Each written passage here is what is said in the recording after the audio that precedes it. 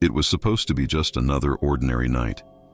I had just moved into a new apartment, a quiet, modest building tucked away at the end of a peaceful street. Nothing out of the ordinary, just the way I liked it.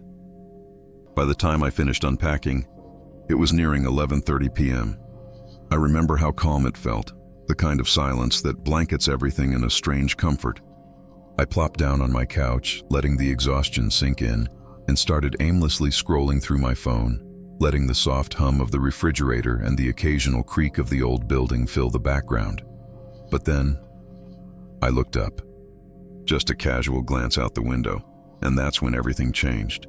She was standing there, right outside my building, under the faint glow of a street lamp, was a girl. At first, I didn't think much of it. Maybe someone waiting for a cab, maybe a neighbor out for air. But something about her made me pause. She was wearing a red dress. Not just red, bright, vibrant, almost glowing against the night. Her hair was long and dark, and she was still, unnervingly still. I narrowed my eyes, trying to get a better look. That's when I realized she wasn't just out there. She was looking up at me. I don't know how long I stared. A few seconds? A minute? It felt like forever. Her eyes locked with mine, unblinking. She didn't flinch, didn't move, didn't shift her gaze, just stood there like a statue carved from flesh and silence. My chest tightened. I couldn't explain why, but I felt something sharp twist in my gut. Instinct. Fear. Something deep and primal whispered that this wasn't right. I blinked, just once, and she was gone. I jumped up, heart pounding, rushing to the window and throwing it open. The street below was empty. Still. Not a soul in sight. No footsteps, no fading echo of movement, not even the rustle of wind. Just that same eerie silence, now heavier somehow. I leaned out, scanned the corners, even stepped outside my front door and walked down a few steps. Nothing, no trace of her. Not even a red shadow clinging to the air where she'd been. I stood there for a long moment, trying to catch my breath, trying to reason it out. Maybe I was tired. Maybe the light played tricks on my eyes. Maybe. But deep down, I didn't believe that. When I finally went back inside, I locked every door and window, something I normally wouldn't bother with. I even checked the closet for no reason at all, like a kid afraid of monsters. I laughed at myself, but it sounded hollow. There was something about her, something wrong. Not just that she vanished, but how she stood there, watching me like she knew me, like she was waiting. That night I lay in bed with my eyes fixed on the ceiling, unable to sleep. Every time I closed my eyes, I saw her standing under the street lamp, unmoving. I tried to convince myself it didn't matter, that I was being paranoid, but the image wouldn't go away. She had looked straight at me, not past me, not through me, at me, like I was the one she had come for. The silence of the building, which once felt comforting, now pressed in like a weight. Every creak of the floorboards, every groan of the pipes sent chills down my spine. It was as if the building itself was trying to whisper secrets I wasn't ready to hear. I kept checking the window, half expecting to see her again, half hoping I wouldn't. By morning, there was no sign of her, and everything seemed normal. But I wasn't. Something had shifted. The image of the girl in the red dress was burned into my memory, and I couldn't let it go. I didn't know who she was, or what she wanted, but one thing was clear. I had seen something that night that wasn't meant to be seen, and the longer I stayed in that apartment, the more I felt it. Something was waiting, watching, maybe her, or maybe something worse. The next morning arrived like nothing had happened. Sunlight poured through my window, chasing away the fear like a bad dream. I tried to laugh it off, even joked to myself that I'd watched too many horror movies before moving. But even as I got ready for the day, that feeling of unease lingered, like something clinging just beneath the surface of normal. I stepped outside, eyes instinctively drawn to the same spot under the street lamp. It was empty, clean, like last. Night had been a glitch in reality. I shook it off and headed out, determined not to let a sleepless night and a vivid imagination ruin my first week in the new place. It wasn't until I stopped at the corner store that the unease grew teeth. The man behind the counter was old, one of those shopkeepers who looked like they'd been part of the neighborhood longer than the bricks.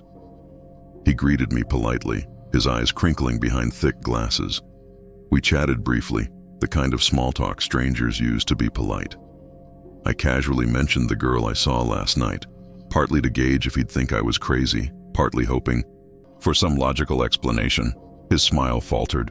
"A girl?" he asked slowly, voice lowering just a bit. "Yeah. Red dress, long black hair, just standing outside late last night. Kind of weird." He didn't say anything for a few seconds, just stared at me. Then he quietly rang up my items, handed me the bag, and leaned in slightly over the counter. "If you see her again," he said in a tone so quiet I almost missed it, "don't talk to her. Don't go near her.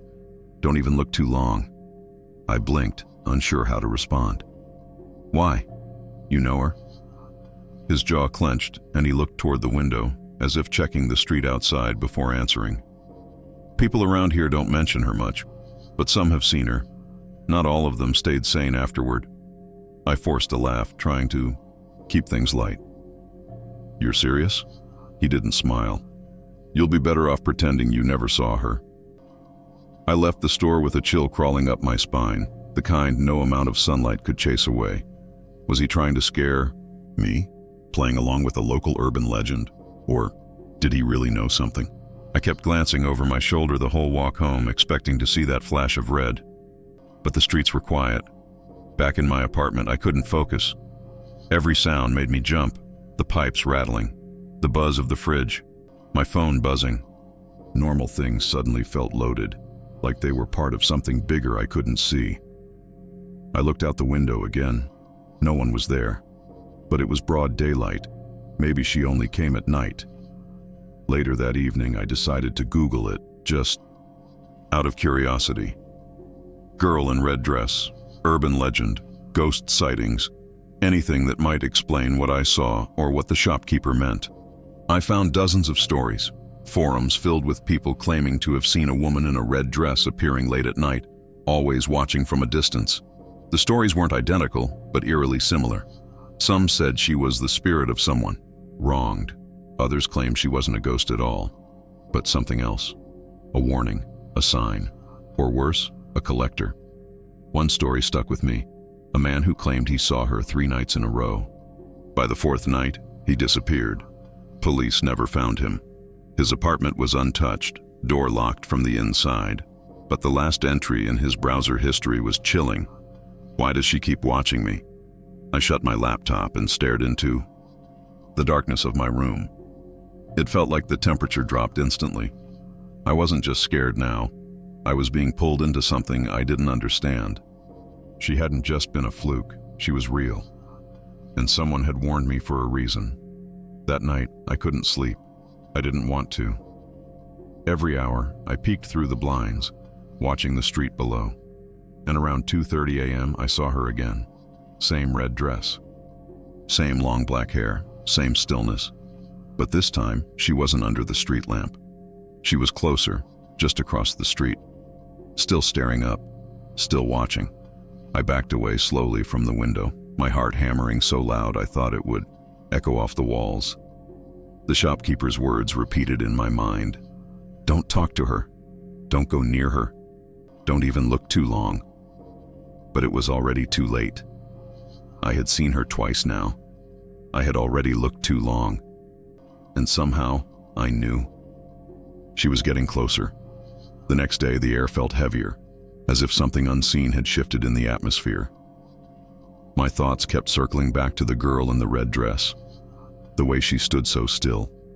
The way she stared up as if she could see me through the walls. I couldn't ignore it anymore. I had to know what I was dealing with. I started by talking to neighbors, but no one wanted to discuss anything strange. Most acted like they didn't hear the question, while others gave vague shrugs or changed the topic immediately. One older woman living on the 3rd floor just muttered, "Some things aren't meant to be known," and closed her door in my face. The silence felt intentional, like everyone was hiding the same secret but too afraid to speak it aloud. I tried to let it go, but fear, once rooted, doesn't let go so easily. That night, I moved away from the window. I kept the blinds shut, tight. Every creak of the floorboards, every soft gust of wind outside made me flinch. I barely slept. The next morning, groggy and tense, I headed back to the corner store. The old man was there again, and this time I didn't dance around it. "She was back last night," I told him, voice low, eyes watching his reaction. He stopped what he was doing and slowly looked up. "Where?" "Closer this time." "Right, across the street." His eyes narrowed with quiet alarm. "She's chosen you." "Chosen me? For what?" He looked around again, made sure no one else was in the store, then motioned for me to come closer. "Some say she appears to people who are already broken in some way, lonely, lost, the kind of souls who are easy to peel away from this world." I swallowed hard. "I'm not broken. You think that matters to her?" he whispered. "There's a reason she shows herself slowly, from far, then closer. It's not just haunting, it's hunting." I couldn't believe what I was hearing. But deep down, something about his words struck a chord. I had moved to this city for a fresh start after everything went wrong back home. Family drama, the breakup, losing my job. I hadn't told anyone, but I'd been feeling like a shadow of myself for months. Empty inside, like I was already fading. Before I saw her, I left the store disturbed and shaken. Was she drawn to pain? Was she feeding on it? Back at my apartment, I sat in silence for hours, staring at my screen, searching every corner of the internet for answers. There were no official reports, no documented sightings in newspapers or police records, but the forums told a different story. Anonymous users from different cities, even different countries, all described the same figure. Red dress, long black hair, watching silently, never speaking. Always appearing at night, always getting closer. Some mentioned patterns. The girl only appeared to people living alone. Others said she only showed herself to those who looked out the window between 2 and 3 a.m. A few even warned that trying to dig deeper only made things worse. That, by learning more, acknowledging her, you invited her in. I paused reading when I saw a comment on one obscure blog post. "If she comes closer each night, don't stay home on the 4th. I checked the calendar. Tonight would be the 3rd night. Panic twisted in my chest. Should I stay somewhere else? Call someone? But who would believe me? I hadn't spoken to anyone in the city besides the shopkeeper and a few distant neighbors. I couldn't just show up at a hotel and explain I was being stalked by a ghost. So instead, I turned to the only thing that gave me a sense of control, recording everything. I set up a camera at the window. I hit record and left it running, pointing directly at the street. I didn't have the courage to watch in real time. I left the room, turned off the lights and waited, heart thudding in my chest like a ticking time bomb. Around 3:15 a.m., I crept back to the camera and stopped the recording. My hands trembled as I loaded the footage. For the first few minutes, there was nothing. Just the quiet street, the dim glow of the streetlight. Then, movement. At exactly 2:43 a.m., she appeared again. But this time, she wasn't across the street. She was standing right outside my building's entrance, directly under the camera's view, not moving, not blinking. Her face still obscured by her hair, but I could sense something new, intention. This wasn't just watching anymore. She was waiting. I slammed the laptop shut, breath caught in my throat. It felt like I'd seen something I wasn't meant to see. I backed away from the window slowly, fear creeping up my spine like cold fingers. If she came closer every night, and tonight she was at my door, then what would happen tomorrow? I didn't sleep that night. How could I? Every creak of the old apartment, every passing car, every flutter of wind against the window made my heart lurch. I kept expecting to hear a knock on the door, or worse, nothing at all, just the quiet sound of my doorknob slowly turning. I stayed in the corner of my room, clutching a kitchen knife like it would protect me from something that wasn't even alive. When the first light of dawn broke through the blinds, I felt no relief, just a sick, gnawing dread at what the night had revealed. The girl in the red dress had reached my door. And if the pattern held, tonight, she would be inside. I didn't go to work. I didn't eat. I barely moved from the spot on the floor, except to check the locks for the 5th, 6th, 7th time. I thought about leaving, packing a bag and running somewhere, anywhere, but something in me said it wouldn't matter. She'd find me. The girl in red wasn't bound to this apartment or this street. She was bound to me now. At around noon, I called the only person I had in this city, the old shopkeeper. "She's at my door," I said the moment he answered. My voice cracked like a child confessing to a crime. There was a long pause on the other end. Then, in a quiet voice, "Don't open it. No matter what you hear tonight, don't open it. What happens if I do? Then it's not you who walks away." The call ended. I didn't ask more questions. What was the point? No one had answers. No one wanted to talk about her. I was alone with this thing, trapped. The hours crawled by. Every sound became suspect. Every second felt like a countdown to something final. I tried to distract myself. Music, videos, reading random forums again. But my eyes kept darting toward the door, toward the window, toward the slow approaching dark. By 10 p.m., the whole apartment felt colder. I turned off every light, just like the night before, and set the camera back up at the window, this time placing a second one near the door. I positioned myself against the far wall, sitting cross-legged, the knife still in hand. I counted each hour aloud just to remind myself I was still there. Midnight, 1 a.m., 1:30, 2s. Then the silence broke. Not a knock, not footsteps. It was humming, a soft, eerie melody, tuneless like a lullaby remembered half wrong. It was coming from the hallway. My skin went cold. I froze, heart hammering against my ribs so hard it hurt. The humming moved closer, until it stopped directly on the other side of my door. I didn't breathe. A whisper came next, a girl's voice, faint and distant. "Please, open the door." The words weren't angry or threatening. They were sad, almost desperate. It sounded like someone who was crying on the other side. "I'm lost. It's so cold." I squeezed my eyes shut. "Don't listen. Don't answer. Don't believe it."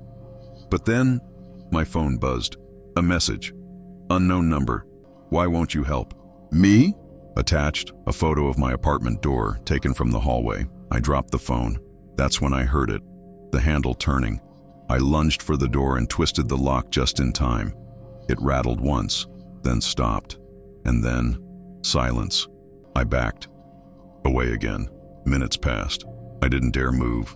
Finally, at 3:15 a.m., I crawled forward and stopped both recordings. I replayed the footage. The hallway camera caught nothing but audio. The humming, the voice, the turning knob. The window footage, though, was worse.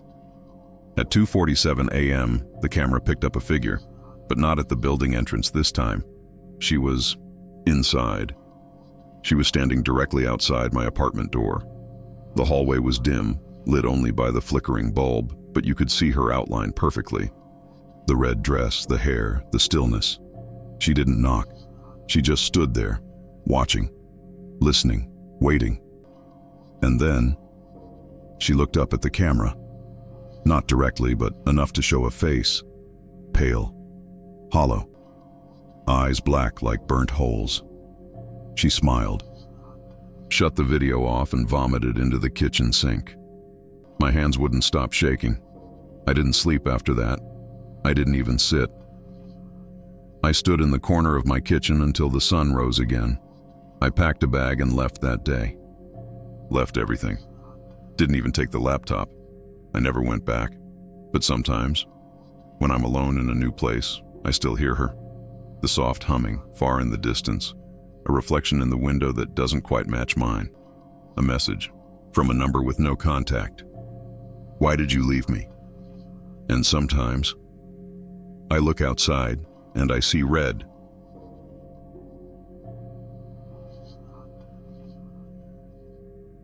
It started like any other night. The kind of evening I usually enjoyed. Dim lights, a warm cup of tea, and the calm silence of being home alone. But something about that night felt wrong. The quiet was too still, almost like the air was holding its breath. I brushed off the feeling and went to check my phone, only to notice my keys weren't on the table where I always left them. After a short search, I found them resting on the kitchen counter. Odd, but not alarming. Maybe I was just distracted earlier. Still, the strange feeling didn't fade. It deepened when I passed the hallway mirror. For a moment, I could have sworn my reflection moved a split second after I did. It wasn't dramatic, just a delay, like it was thinking before copying me. I stood there, watching, waiting. Everything looked normal. Maybe it was just my eyes playing tricks on me. But as I turned away, I felt something. A subtle, almost electric sensation crawling up my spine. I looked back, and the mirror just showed me, expressionless, calm. Still, the unease stayed. Later that night, as I moved through my room, I caught glimpses of my reflection in darkened windows and glass surfaces. Each time it was me, but something about it felt distant, like it wasn't just showing what I looked like, but what was watching me. I tried to sleep, but the tension wouldn't let go. Every creak in the walls or rustle of leaves outside felt like it was coming from inside. At around 2 a.m., I got up to get a glass of water. As I passed the mirror in the hallway again, I couldn't resist glancing at it. And that's when it happened. My reflection smiled, not a full grin, just a twitch at the corner of its mouth. But I hadn't smiled. I stood there frozen, heart pounding, staring at myself. The expression was gone in an instant. Maybe I'd imagined it. Maybe it was just tiredness catching up. But something in me knew better. Trying to shake it off, I muttered to myself, "Just sleep, man. You need rest."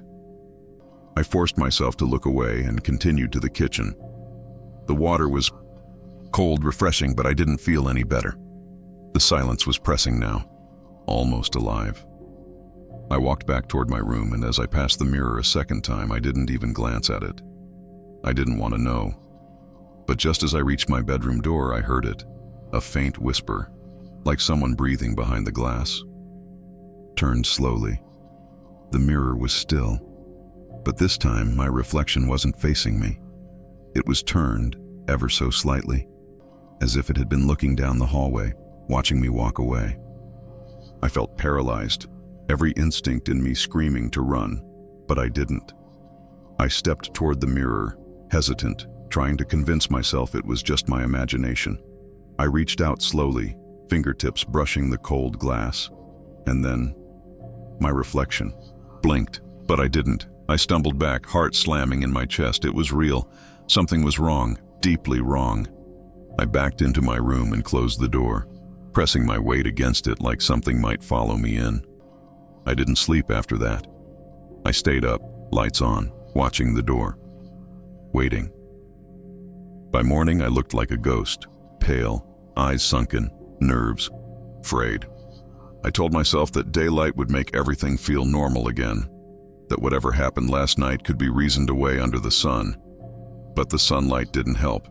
It felt distant, pale, like it couldn't quite reach inside me. I avoided the hallway mirror entirely, turning my head every time I passed. I didn't want to see anything. I didn't want to know if it was still watching. Around midday, I decided to get out, go for a walk, clear my head, maybe get some coffee and remind myself I was part of the real world. The streets were busy, life moving on like normal. For a while, I felt better, until I turned the corner onto Oak Ridge Street. That's when I saw it, a figure walking just ahead of me, same height, same clothes. I froze, heart already racing. It couldn't be, but the way it moved, it was like watching myself from behind. The same limp in the right knee I got from an old injury, the same hoodie, the same uneven haircut. I sped up, needing to know. My footsteps echoed behind me, and just before I called out, the figure turned. It was me, my exact face, same features, expressionless, except for the eyes. The eyes weren't mine. They looked through me like I wasn't even there. The figure turned away again and continued walking, completely unfazed. I stood rooted on the sidewalk, breath frozen in my lungs. It didn't acknowledge me, not a glance, not a hesitation. It just kept moving.